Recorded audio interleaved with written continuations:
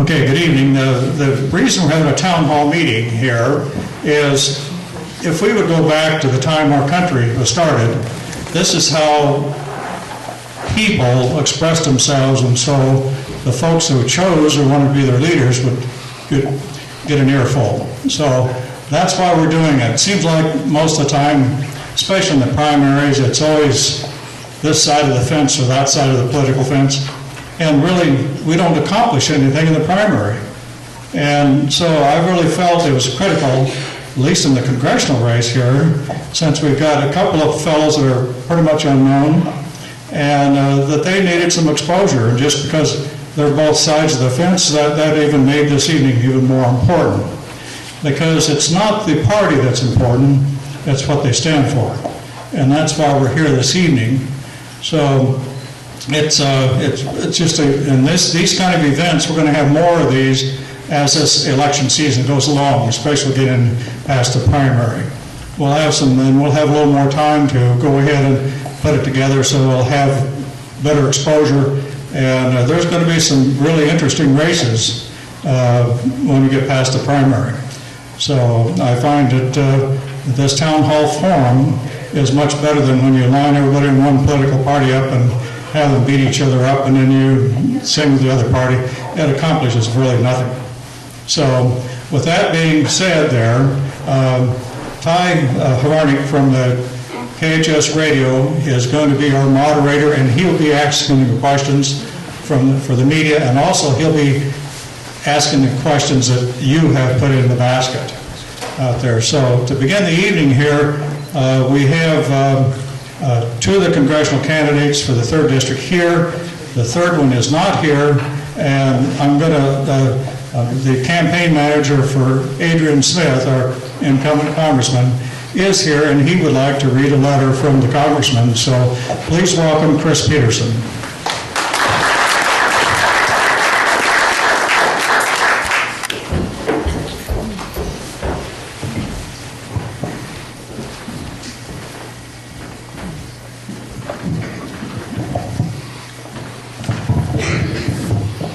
Butch, thank you so much for giving me the opportunity to read a short statement on behalf of the Congressman. Adrian really appreciates it. Again, as Butch said, my name is Chris Peterson, and I am the manager for Adrian's campaign this year.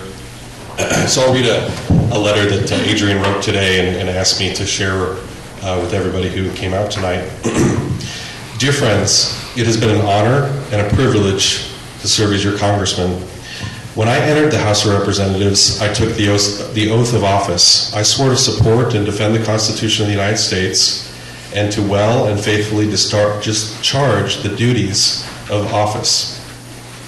I promise to serve your interests and be your representative voice in Congress. As many of you know, this week the House is in session and voting.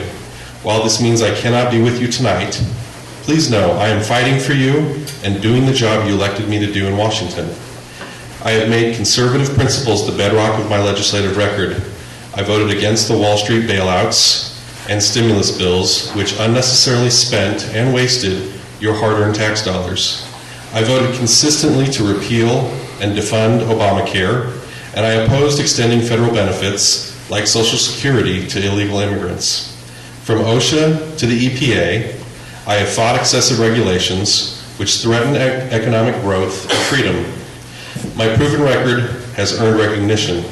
I'm the only candidate in the 3rd District race to be endorsed by Nebraska Right to Life, endorsed by the National Rifle Association, and named a Friend of Agriculture by the Nebraska Farm Bureau.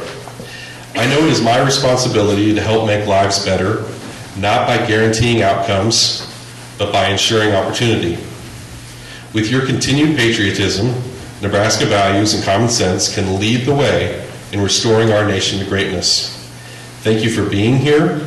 I wish you nothing but the best, and look forward to the future of this nation. Thank you, and may God continue to bless our nation. Sincerely, Adrian Smith.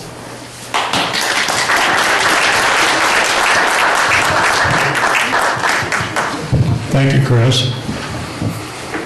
But we do have two very courageous fellows here tonight. And they probably feel like it's a David and Goliath issue here going up against an incumbent, but that is the way it is. But they're prepared their schedule to come here, and so I'm going to introduce them, and they'll give you a little background of who they are and why they're here and what they expect to do, and then before the questions. So we have Tom Brewer, who's retired from the Army. He's 36 years. He's a colonel, retired. And then we have Mark Sullivan, who is a farmer and has a feedlot up here not too far from Donovan. So we're going to have those fellows come up here and begin their story.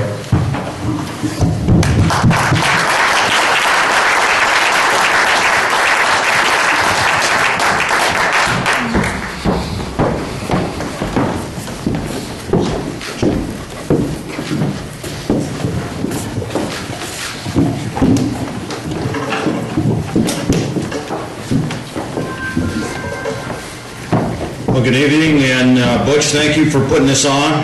And for those that were able to come out tonight, thank you for your interest in our country and our district. Butch started the background on myself, 36 years of service. That's a combination of active duty, reserve, and National Guard. Last night I had a chance to talk to some folks at the LARC, and when we discussed qualifications, the issue that constantly come up is, why would someone with military service be of any value as a congressman?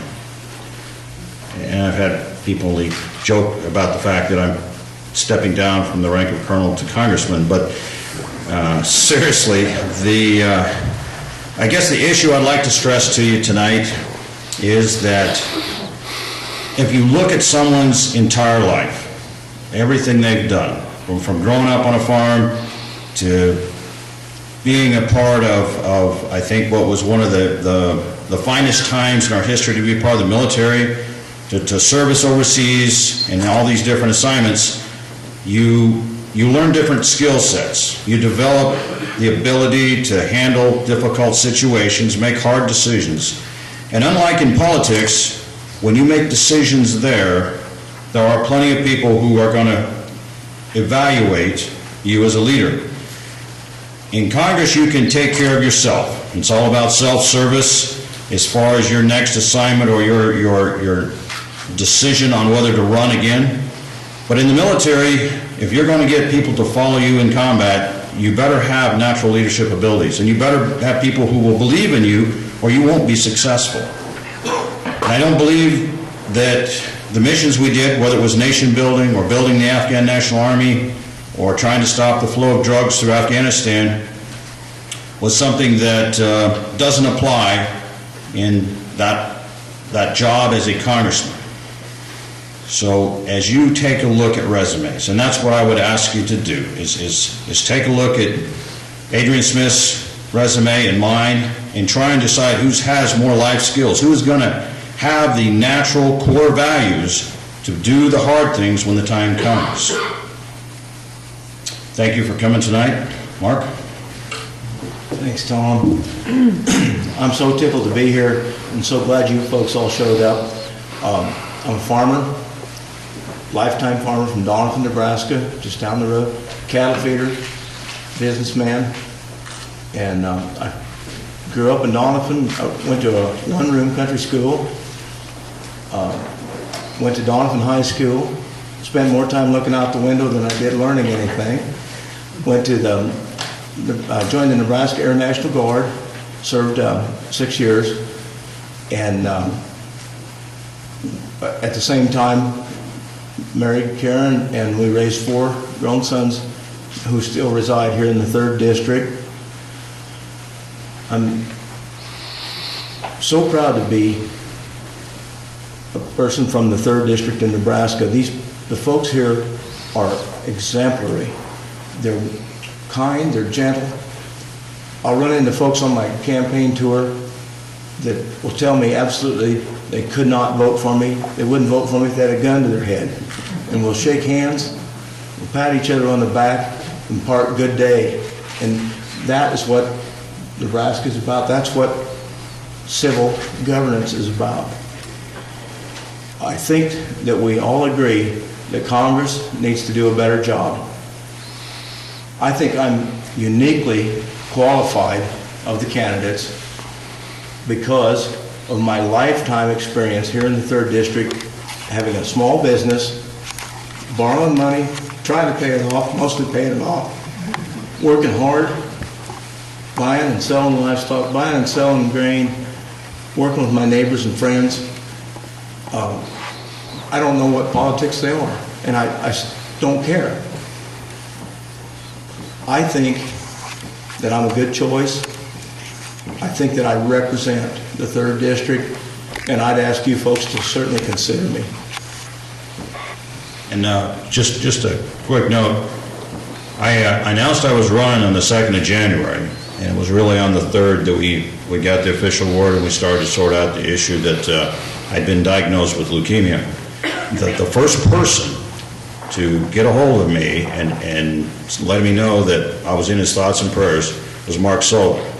And so there's no way not to have tremendous respect for someone who is willing to, put aside who's a Democrat and who's a Republican, and just as a good human being, wish you good luck and prayers with that struggle. So, Mark, you have my respect. Thank you very much, Tom. And you know what? I couldn't respect you anymore because I'm not full of holes and you are.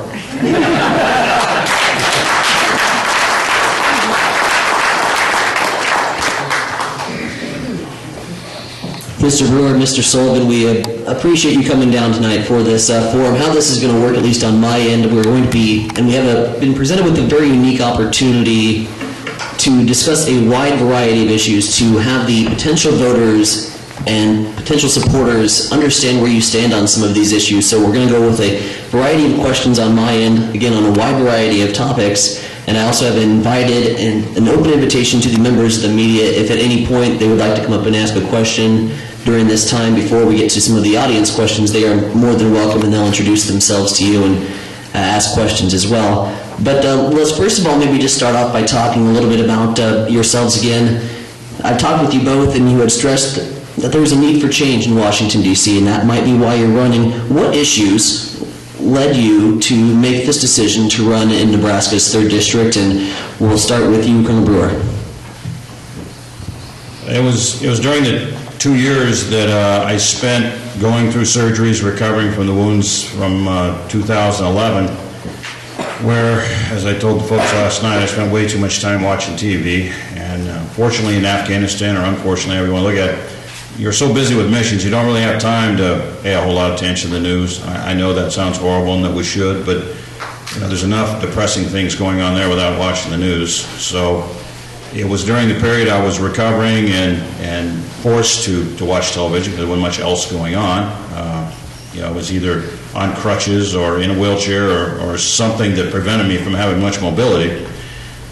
And the more I watched it, the more I realized that the ones in Washington, D.C. were simply kicking the can down the road. There wasn't any aggressive attempt to try and stop the spending. The debt ceiling was just simply raised each time. And there's no accountability with that. That's the easy way out. Everybody wants to play Santa Claus and give stuff away. Nobody wants to be accountable for what they happen, and that's great until our children and grandchildren have to pay the price. And that's really what we've done. We just push it off on them. And that's really, a coward's way of dealing with things. We need to establish a debt ceiling. We need to live within our means. We need to reduce the size of government and be responsible for our actions. And that's, I think, the part that was so hard for me to swallow. And then, beyond that, it was probably seeing everything from the government shutdown through Benghazi and that lack of action on Benghazi that caused me the most heartache with what was being done in D.C. So I would say that was the primary reasons I decided to run.